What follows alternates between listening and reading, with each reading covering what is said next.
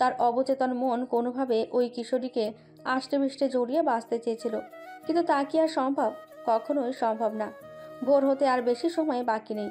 উচ্ছ্বাস ঠিক করে বাকিটা রাত সে রাস্তাতেই কাটাবে, রাতের সৌন্দর্য দেখবে। ঝড়ের পর শীতল আবহাওয়ায় হাঁটতে ভালো লাগছে তার।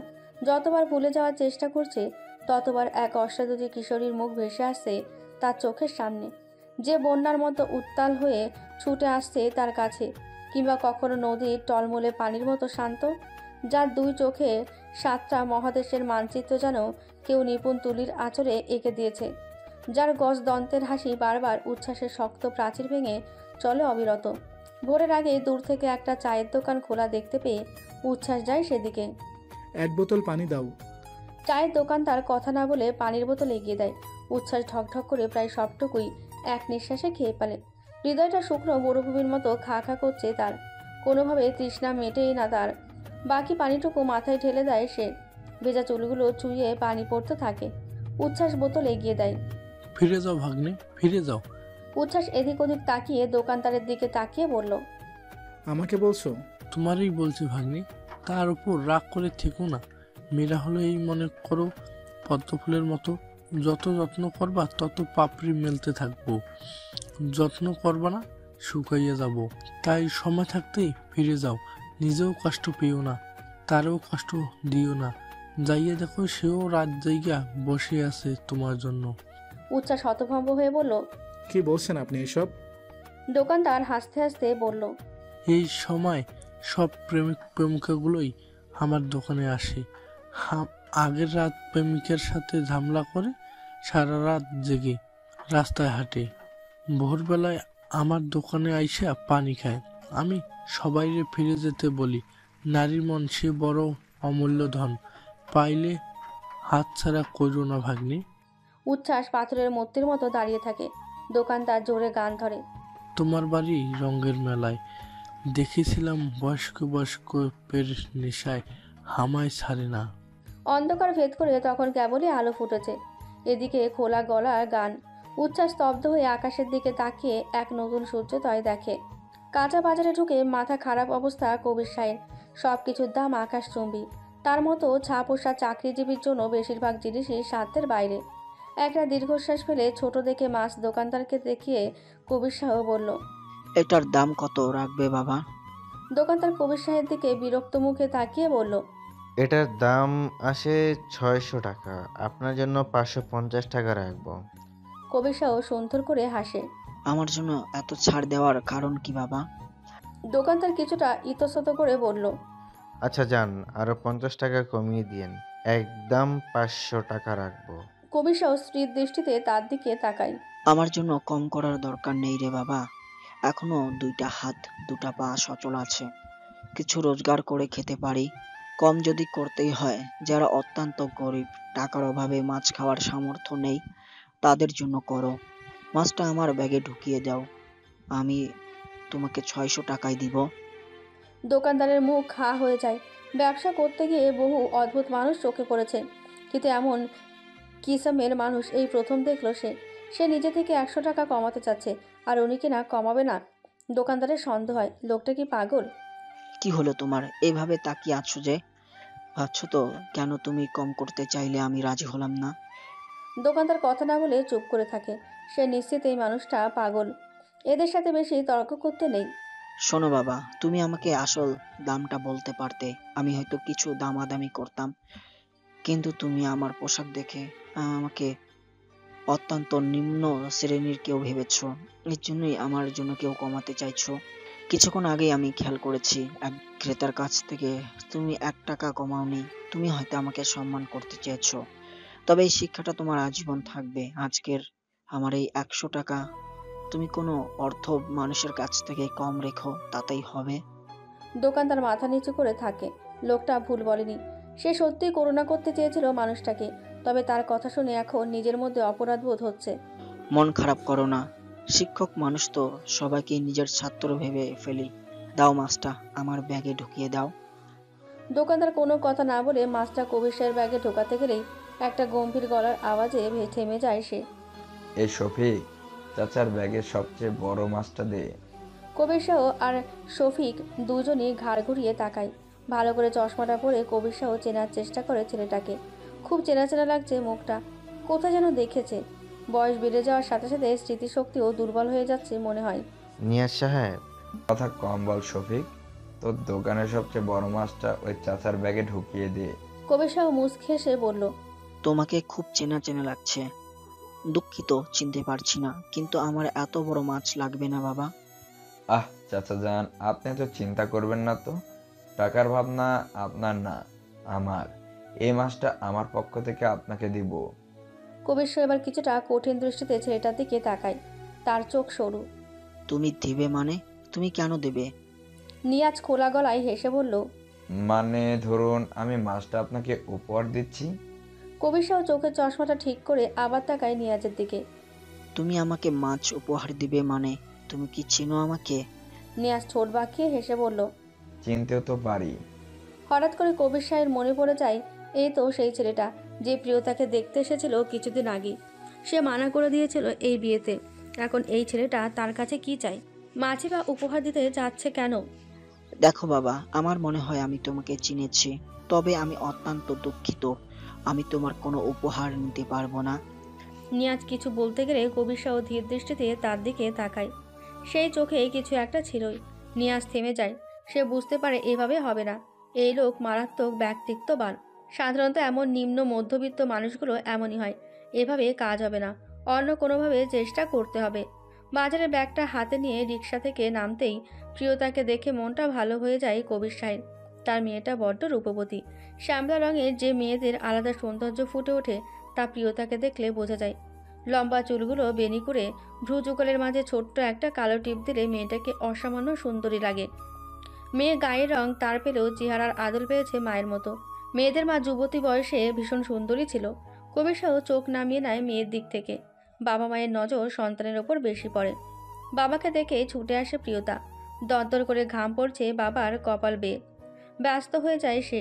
নিজের ওড়নার কোণা দিয়ে বাবার কপাল মুছে দিয়ে উদ্বিগ্ন হয়ে বলল, বাবা, তুমি তো ঘেমে একাকার হয়ে গিয়েছো। দাও বাজারের ব্যাগ আমার হাতে দাও।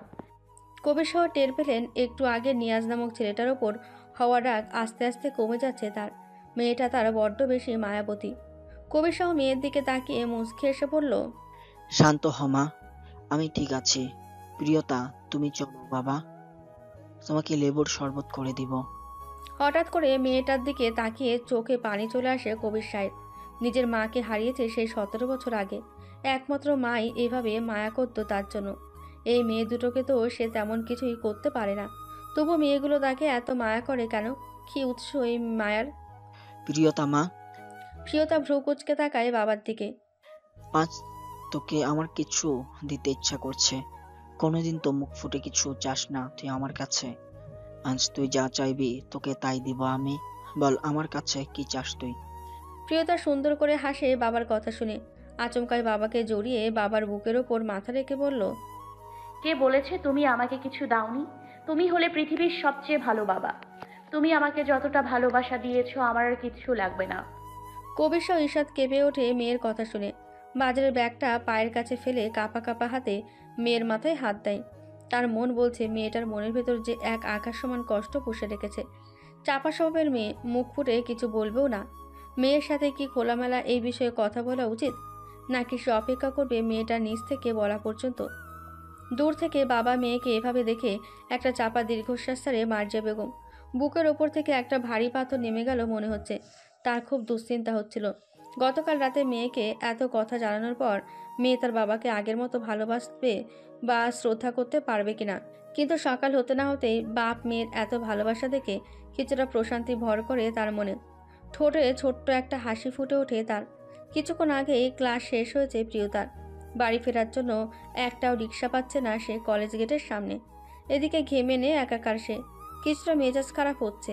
এখনই রোদটা এমন প্রখর হতে হলো। প্রিয়তা ওড়না দিয়ে কপালের ঘাম মুছছে। পিঠে কারো হাতে স্পর্শ পেয়ে প্রিয়তা চমকে যায় কিছুটা। তাকাতে দেখে নীলু আপা দাঁড়িয়ে আছে। মুখ টিপে হাসছে সে। প্রিয়তা শুকনো মুখে বলল, কি রে প্রিয়তা, কেমন আছিস? ভালো আছি নীলু আপা। প্রিয়তা বেশি কথা বাড়ায় না। আচ্ছা, তুই আমাদের জানাসনি কেন বল তো এর আগে? নীলু প্রিয়তার গাল টিপে দিয়ে বলল, আহা, কচি খুকি, কিচ্ছু বুঝে না উনি। প্রিয়তা ভেতরে ভেতরে বিরক্ত হয়, কিন্তু মুখে প্রকাশ করে না।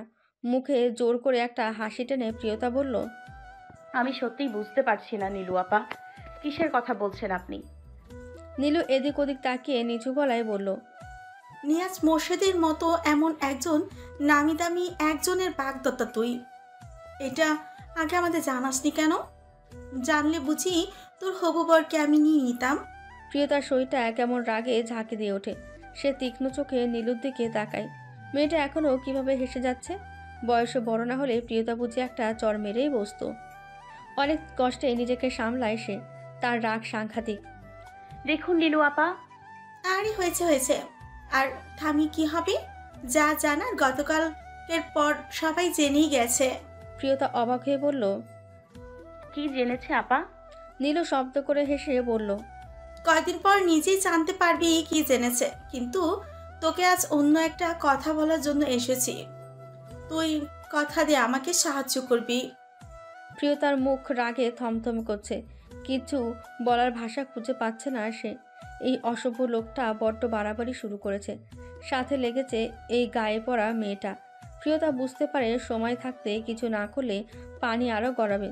না, যা করা তাকেই করতে হবে। প্রয়োজন হলে বড় খালাকে ডেকে শক্ত করে কিছু কথা শুনিয়ে দিতে হবে। আমি সাহায্য করব মানে? আমি আবার কি করব? নীলের মুখটা সাথে সাথেই পাল্টে যায়। একটু আগে যে ফিচেল হাসি দিচ্ছিল তার মুখটাও লজ্জায় লাল হয়ে যায়। লাজক মুখে মাথা নিচু করে হাসতে থাকে সে। প্রিয়তা ভ্রুকুচকে বলল, কি ব্যাপার বলুন তো নীলু আপা? নীলু গলা আরো নামিয়ে বলল, বেশ কিছুদিন তোদের বাড়ির সামনে একটা ছেলেকে দাঁড়িয়ে থাকতে দেখি। প্রায় দিনই কালো শার্ট পরে থাকে, কোনো দিকে না তাকে এক মনে সিগারেট টানতে থাকে, আবার বাড়ির মধ্যে ঢুকে যায়। আমার জানা মতে তোর তো কোনো ভাই নেই, তবে উনি কে? প্রিয়তার বুকটা কেঁপে ওঠে। নীলু আপা কার কথা বলছে? উচ্ছ্বাস ভাইয়ের কথা নয় তো? প্রিয়তা যন্ত্রের মতো বলল, কার কথা বলছেন বুঝতে পারছি না আপা। নীলু ঠোঁট বাঁকিয়ে বলল, নাটক করিস না তো, ঠিকই বুঝতে পারছিস তুই। প্রিয়তা বিস্ফোরিত চোখে নীলুর দিকে তাকিয়ে আছে। এই মেয়ে সোজা বাড়িতে চলে এসেছে, নীলুর সেদিকে মন নেই। সে উচ্ছ্বাসকে দেখতেই ব্যস্ত। উচ্ছ্বাস ও একদৃষ্টিতে প্রিয়তার দিকে তাকানো। ঠিক এমন সময় নাস্তা নিয়ে ঘরে ঢোকে মার্জিয়া বেগম। ঢুকতেই পরিস্থিতি বুঝতে তার কিছুক্ষণ সময় লাগে। নিয়াজ কোথায়, আর নতুন মেয়েটাই বা কে? মার্জিয়া বেগমকে দেখে নীলু এগিয়ে আসে হাসি মুখে। চাচি ভালো আছেন? মার্জিয়া বেগম জোর করে হাসার চেষ্টা করে। উচ্ছ্বাস মার্জিয়া বেগমের দিকে তাকিয়ে বলল, আপনি যাকে খুঁজছেন সে চলে গেছে। মার্জিয়া বেগম সুকুচকে বলল, চলে গেছে মানে? ওর তো যাওয়ার কথা না, কে বলেছে ওকে যেতে? প্রিয়তা এবার মায়ের দিকে আরেকবার উচ্ছ্বাসের দিকে তাকায়। এখানে কি হচ্ছে কিছুই বুঝতে পারছে না সে। কে এসেছিল আর কে বা চলে গেছে? আমি চলে যেতে বলেছি। মার্জিয়া বেগম হতবাক হয়ে বলল, তুমি বলেছো মানে? তুমি কে বলার? আমি বলার কেউ না মামি, কিন্তু আমার মনে হয়েছিল মামা এখন বাড়িতে নেই। একটা বাইরের লোক ঘরে থাকাটা আমার কাছে ভালো লাগেনি। রাগে ফোঁসফোঁস করে ওঠে মার্জিয়া বেগম। দাঁতে দাঁত চেপে ফিসফিস করে বলল, দাঁড়াও, তোমাকে দেখাচ্ছি আমি। নীলুর দিকে তাকিয়ে কিছুটা ইতস্তত করে মার্জিয়া বেগম বলল, তোমাকে তো ঠিক চিনতে পারলাম না মা। নীলু ঈর্ষাদ হেসে প্রিয়তার দিকে তাকিয়ে বলল। প্রিয়তা অবাক হয়ে দেখলো নীলু মেয়েটা মাথায় ইতিমধ্যেই কাপড় টেনে দিয়েছে। নতুন বউয়ের মতো আচরণ করছে। সে কি নিজেকে বাড়ির বউ মনে করছে? মা, উনি নীলু আপা, আমার কলেজের সিনিয়র। আমার নাচটাও উনিই তুলে দিয়েছিলেন। মার্জিয়া বেগম একগাল হেসে বলল, আগে বলবে তো? এসো, নাস্তা করবে আজ আমার সাথে? প্রিয়তা হঠাৎ চেঁচিয়ে উঠল। কোনো কি দরকার? মার্জিয়া বেগম ভ্রু কুঁচকে তাকায়। এটা কেমন অসভ্যতা প্রিয়তা? কি দরকার মানে? নীলু উচ্ছ্বাসের দিকে তাকিয়ে লাজুক গলায় বলল, তা তুমি হঠাৎ কিছু না বলে এলে যে? কোনো দরকার প্রিয়তার সাথে তোমার? নীলু কিছুক্ষণ কি যেন ভাবলো, এরপর হেসে বলল, চাচি, আজ তো প্রিয়তার জন্মদিন, তাই কলেজে ওর জন্য ছোট্ট একটা আয়োজন করেছি আমরা। আমি এসেছি ওকে নিতে। প্রিয়তা জিভ কামড়ায়। ছিছি, এতক্ষণ কত কি ভেবেছে মেয়েটা নিয়ে। মেয়েটাকে নিয়ে। নিজের ভাবনায় নিজের লজ্জা পেয়ে যায়। মার্জিয়া বেগম আতকে ওঠে। এত সব ঝামেলার মধ্যে ভুলেই গিয়েছিল আজ যে মেয়েটার জন্মদিন। মেয়ের বাবা অন্যবার কত উজ্জ্বল থাকে এই দিনে, আজও সেও কিছু মনে করেনি। মার্জিয়া বেগম জোর করে নীলুকে টেবিলে বসায়। নীলু গাঢ় গলায় উচ্ছ্বাসের দিকে তাকিয়ে বলল, এই যে শুনছেন? উচ্ছ্বাস তখনও ঘোরের মধ্যে। আজ প্রিয়তার জন্মদিন, মেয়েটার জীবনের এক বিশেষ দিন। সেদিনেও মেয়েটার মুখটা এমন বিষাদে ছেয়ে আছে কেন? কোন গ্রহ লেগেছে চাঁদে আজ? এই যে শুনুন, আমি ডাকছি। বিরক্ত হয়ে উচ্ছ্বাস তাকায় নীলুর দিকে। বলছি, আপনি খেতে বসবেন না?